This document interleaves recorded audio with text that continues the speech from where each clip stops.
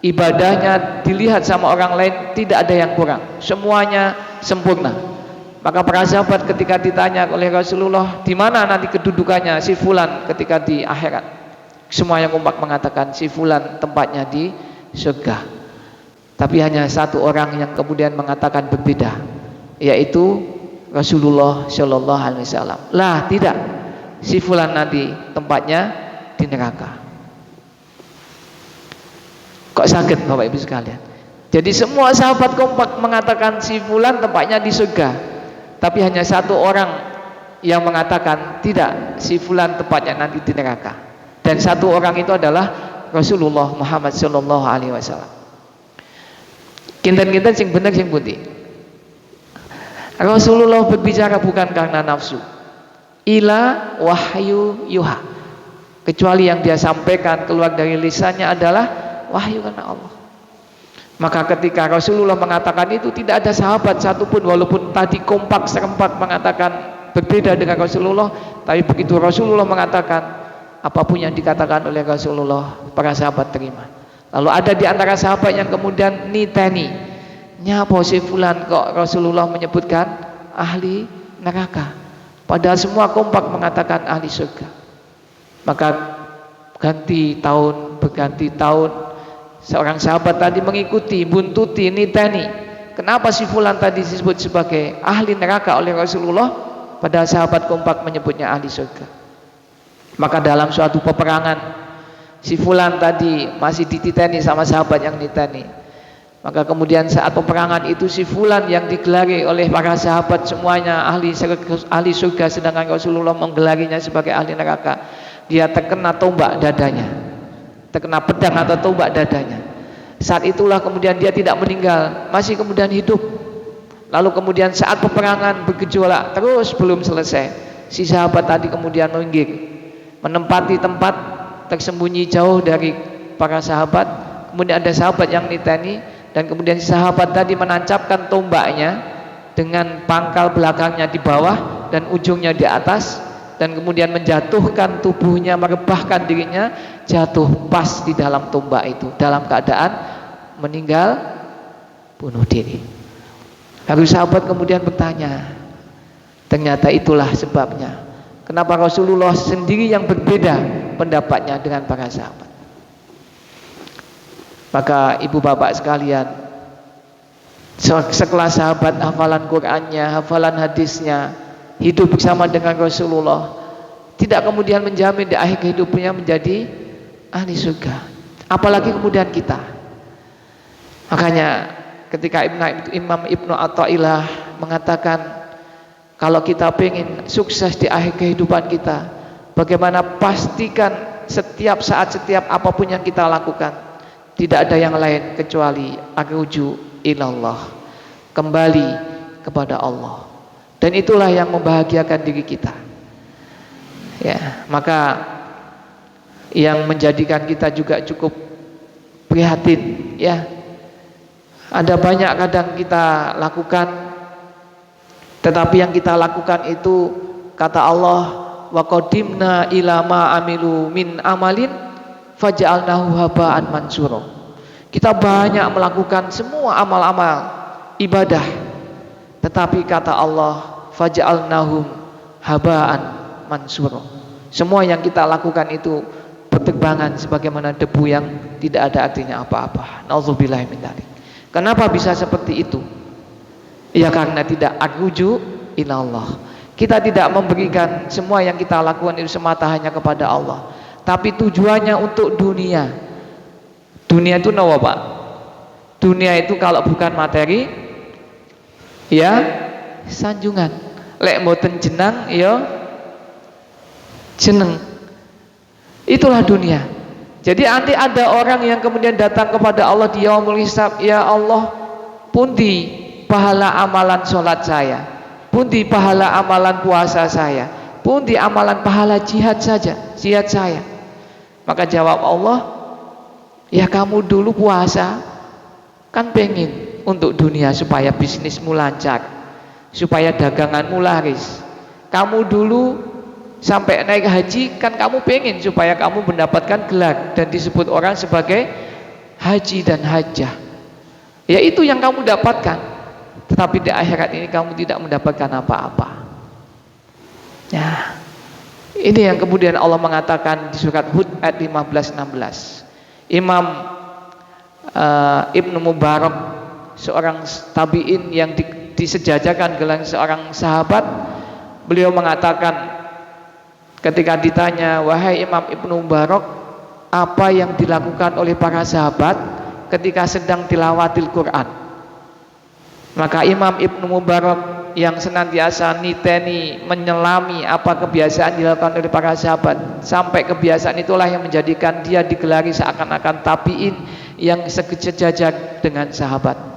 Beliau mengatakan tidak ada satu sahabat pun ketika tilawatil Quran yang tidak meneteskan air mata sampai terisak-isak ketika bertemu dengan surat Hud ayat 15 dan 16. Apa itu Bapak Ibu sekalian? Surat itu adalah sebagaimana tadi ya. Ketika seseorang melakukan amal ibadah tapi tujuannya hanya untuk jenang dan jeneng, maka hanya jenang dan jeneng itu yang dia dapatkan. Tapi di akhirat tidak mendapatkan apa-apa. Man kana yuridul hayatad dunya wa zinataha nuwafi alaihim fiha wa hum fiha la yubkhasun. Barang siapa yang mencintai kehidupan dunia dan perhiasannya, maka Allah akan berikan kemudahan-kemudahan untuk mendapatkan dunia itu.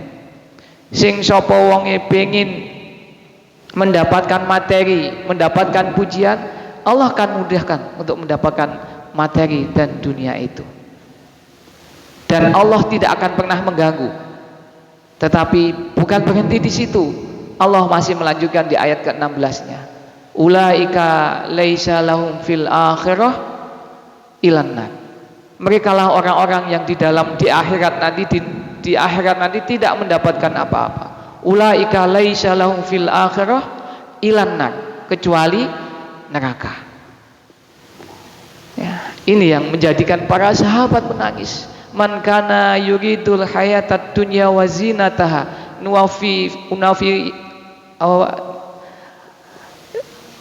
Man kana yuridul hayatad dunya wa zinataha nuwafi ilaihim a'malahum fiha wa hum fiha la yubkhasun.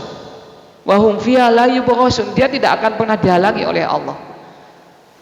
Tetapi kemudian dia tidak mendapatkan apa-apa nanti di akhirat kecuali neraka.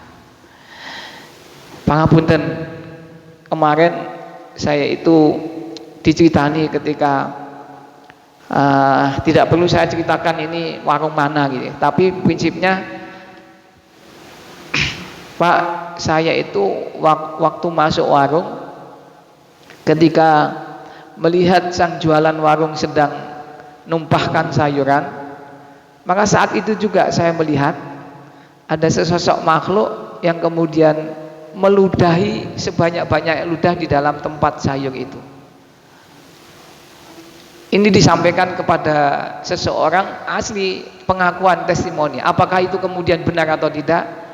Yang namanya jin, orang ini mengaku indigo, bisa melihat sesuatu yang tidak biasa dilihat. Dan itu tidak bisa dipercaya 100%. Walaupun tidak bisa dipercaya 100%, itu pun juga sebagai sebuah informasi. Ya, ketika disuntak tuduh jangan juga sayur, saat itulah kemudian ada sesosok makhluk yang meludahi sebanyak-banyaknya ludah di dalam tempat sayur itu, dan itu ada di dalam sebuah warung makan.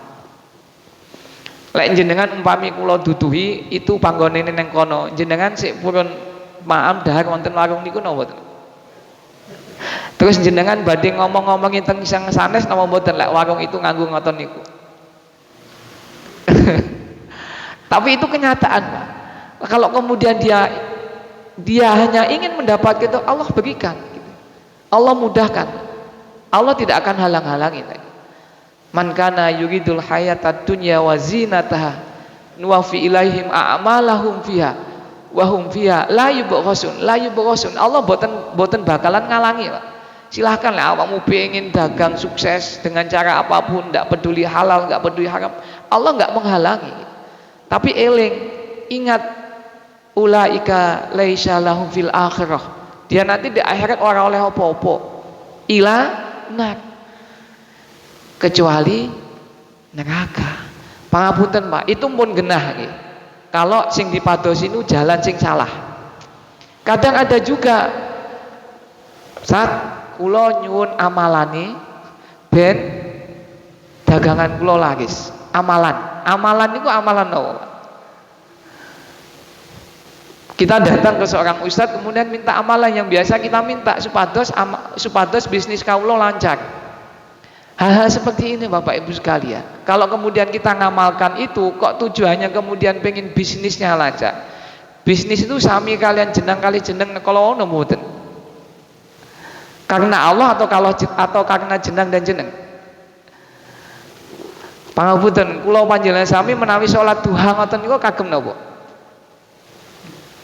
Kagem napa Bapak Ibu sekalian? Ada buku yang kemudian barang siapa yang pengen rezekinya lancar, pengen usahanya lancar atau bisnisnya lancar, maka niku untuk jeneng-jeneng atau untuk Allah? Itu Bapak Ibu hati-hati gitu. Karena nasnya itu kan jelas bahwasanya ketika manusia bangun tidur kemudian bisa menatap matahari terbit dari timur, maka ada kewajiban buat setiap ruas-ruas tubuh kita, yang masing-masing tubuh kita itu ada 360 ruas, dan satu ruas itu ada bukti bersyukurnya kita kepada nikmat Allah untuk bersedekah. Kalau satu ruas itu sedekahnya setiap hari ketemu sinar matahari 1.000 rupiah, itu berarti sudah berapa ribu Pak? 1.000 kali 360 ribu itu kalau sedekahnya satu ruas 1.000. Tapi Rasulullah mengatakan sebagai pengganti untuk sedekah itu adalah sholat duha. Berarti sholat duha itu kagem napa Bapak Ibu? Arruju ilallah, kembali kepada Allah. Sampun ngantos dadosaken niat ingkang klintu. Karena banyak orang yang mengatakan, ada yang datang, "Tat, nanti tolong jam 8, jam 9 panjenengan rawuh teng dalem kawula, panjenengan ngawontenaken pengaosan dan di situ jenengan pimpin untuk tilawatul Quran." Kenapa Bu? Kok harus jam segitu dan selama 2 hari? Ya karena hari itu anak saya sedang ujian. Nanti biar pulpen itu gampang. Itu Bapak Ibu sekalian, yang kita harus hati-hati. Kadang ketika kita bukan saja ditolak lah Pak, amalan kita bukan saja ditolak, tetapi ilanar, tetapi neraka. Nauzubillah min dzalik.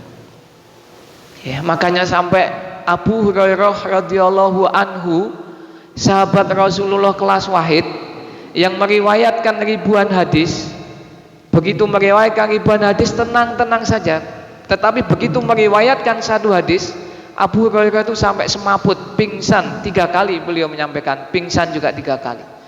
Hadis apa Ibu Bapak sekalian?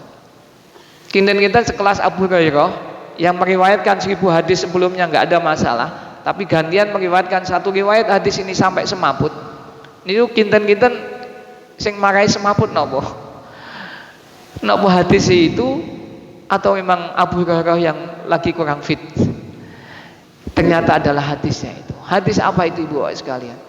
Itulah hadis yang mengatakan bahwasanya 3 golongan manusia yang Allah celupkan, ceburkan, kirim ke nerakanya pertama sekali sebelum penghuni-penghuni neraka yang lainnya Allah masukkan di dalam nerakanya. Sinten Pak 3 golongan itu? Indinipun dia seorang mujahid, dia seorang alimun wal muta'alim, dia seorang ahli dermawan, ahli sedekah, ahli infak. Dia 3 golongan ini yang masuk neraka pertama sekali sebelum penghuni-penghuni neraka yang lainnya Allah masukkan di dalam neraka, yang menjadikan Abu Hurairah pingsan sampai 3 kali meriwayatkan hadis ini. Kenapa mujahid? Si fulan seorang ini tadi dipanggil nanti dia mengisap sama Allah, "Ya fulan, aku berikan engkau sihat, kekuatan fisik, nikmat-nikmat kemampuanmu untuk kamu gunakan untuk apa itu nikmat-nikmat itu?" Maka si fulan ketika dihisab oleh Allah kemudian menjawab, "Ya Allah, ya Rabb, sebagaimana engkau ketahui nikmat sehat yang kau berikan kepadaku, nikmat kuat fisik yang kau berikan kepadaku, sebagaimana yang kau katakan, aku gunakan semuanya untuk berjuang di jalan. Maka kemudian Allah Maha Tahu, aliman basiran, mengatakan, menyangkal jawaban si fulan, kadabta, engkau dusta, engkau bohong. Maka kalau dalam yaumul hisab sampai kemudian didebat sama Allah, itu sudah ngalamat pasti nanti akhirnya akan tidak baik-baik saja.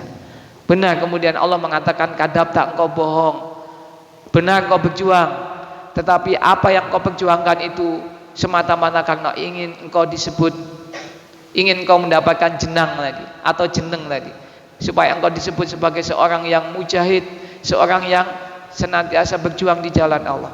Dan itu sudah kamu dapatkan, ya cukup itu yang kamu dapatkan. Maka ya malaikat, seret orang ini, kepala di bawah, kaki di atas, lempar ke neraka. Demikian juga yang kedua, aliman wa muta'alim, seorang yang senantiasa alim, belajar dan mengajarkan. Ketika ditanya sama Allah, Allah lagi-lagi mengatakan, kadabta, engkau bohong, engkau benar belajar, engkau benar mengajarkan, tapi engkau belajar dan mengajarkan itu semata-mata karena engkau hanya ingin disebut sebagai seorang kiai, seorang ustadz, seorang ulama.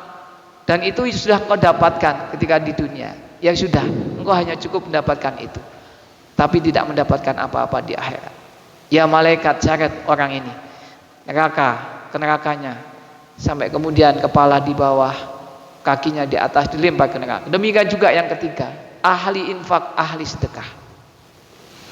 Ya, itu ibu bapak sekalian. Maka benar sekali Imam Ibnu Athaillah mengatakan, menawi kula jenengan sami pengen tenang, pengen bahagia, hadirkan niat kita semata karena Allah. Wa ridwanu minallahi akbar, dan hanya semata ridho Allah, hanya semata karena tertuju untuk mendapatkan ikhlas karena Allah, itulah yang menjadikan apa yang kita lakukan pasti semua mendapatkan kebahagiaan, kesuksesan yang sebenarnya. Maka jangan sampai apa yang kita lakukan sebagaimana tadi disinyalir oleh Allah, disinggung oleh Allah, sebagaimana faja'alnahum haba'an mansura. Maka mudah-mudahan ibu bapak sekalian, dengan berbekalkan ini dan pengalaman-pengalaman yang begitu banyak, hari ini zaman penuh dengan fitnah, kadang ujiannya luar biasa, dagangan, buka dagangan yo angel gitu nggih. Kemudian ujian macam-macam ya. Tapi orang beriman akan tetap tenang ketika senantiasa sebagaimana seorang pedagang buku tadi. Dia tetap qanaah, dia tetap tawakal ilallah.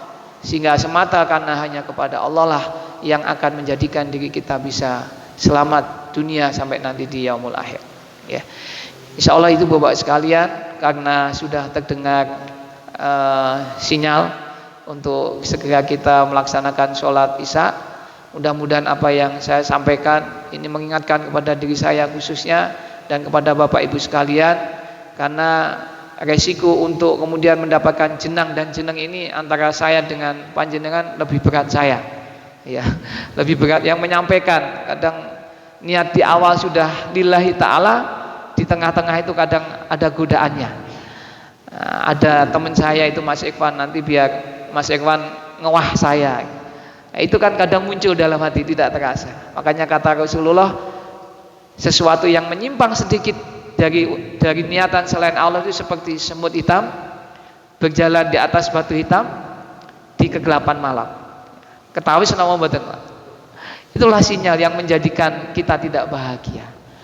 Itu ibu bapak sekalian, mudah-mudahan bermanfaat, dan mohon maaf yang saya sampaikan mungkin banyak salah, kesalahan semata-mata karena saya pribadi, dan kebaikannya semata-mata karena Allah Subhanahu wa taala. Aqulu qouli hadza astaghfirullah li wa lakum, subhanakallahumma wa bihamdika asyhadu an la ilaha illa anta astaghfiruka wa atubu ilaik. Wabillahi taufik wal hidayah. Wassalamualaikum warahmatullahi wabarakatuh.